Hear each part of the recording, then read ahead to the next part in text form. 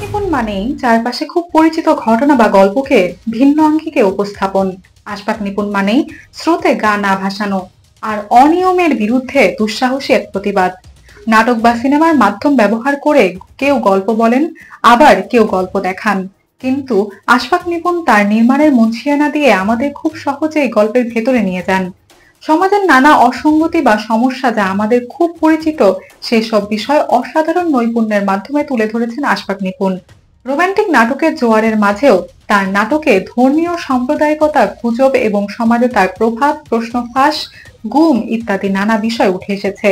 গদবাঁধা গল্পের বাইরে এসে তার এই অকুতোভয় এবং দুঃসাহসী পদক্ষেপ তাকে অন্য সব নির্মাতাদের থেকে আলাদা করেছে অনায়াসেই।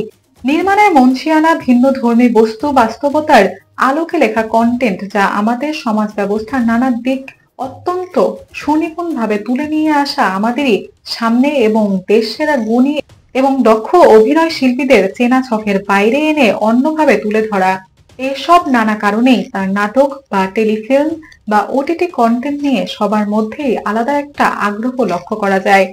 আশফাক নিপুণ মানেই আমাদের চারপাশে খুব পরিচিত ঘটনা বা গল্প ভিন্নভাবে তুলে ধরা।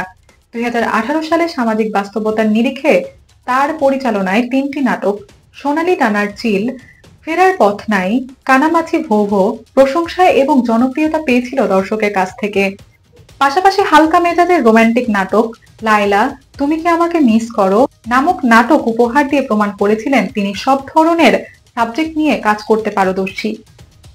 ইতিমা, আগন্তুক, মিস শিউলি এবং ভিকটিমের মতো তুমুল জনপ্রিয় এবং প্রশংসিত ফিকশনেও নিজের ছাপ রেখেছেন আশফাক নিপুণ। তবে টেলিভিশনের জনপ্রিয় এবং প্রশংসিত এই নির্মাতা নতুনভাবে নিজের মেধা এবং দক্ষতা জানান দিয়েছেন ওটিটির কল্যাণে। বাংলাদেশের ওটিটি প্ল্যাটফর্ম জনপ্রিয়তা পাবার পেছনে যে কয়টি ওয়েব ফিকশনের নাম প্রথমেই নিতে হবে তার মধ্যে অন্যতম একটি নিঃসন্দেহে আইকনিক সিরিজ মহানগর।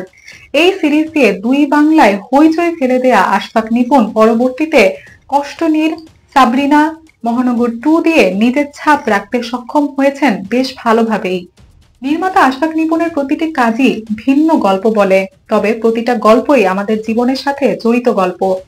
তাই আমাদের দেশের দর্শকদের এসব কাজের সাথে রিলেট করাটা সহজ হয়। এই গুণী নির্মাতা তার নাটক, টেলিফিল্মে মধ্যবিত্ত শ্রেণীর ইমোশন, চাওয়া পাওয়ার ব্যবধান, সম্পর্কের টানাপোড়েন এ বিষয় তুলে ধরেছেন বরাবরই।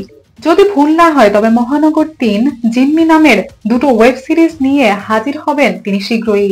গোল্ডা নামের একটি সিনেমা বানানোর কথাও বলেছিলেন তিনি। সামনের দিনে ছোট পর্দার পাশাপাশি নিয়মিতভাবেই বড় পর্দায় বানিয়েছেন আশফাক নিপুণ, এই ট্যাগলাইন দেখার অপেক্ষায় আমরা। শুভ কামনা রইল এই তরুণ মেধাবী নির্মাতার জন্য।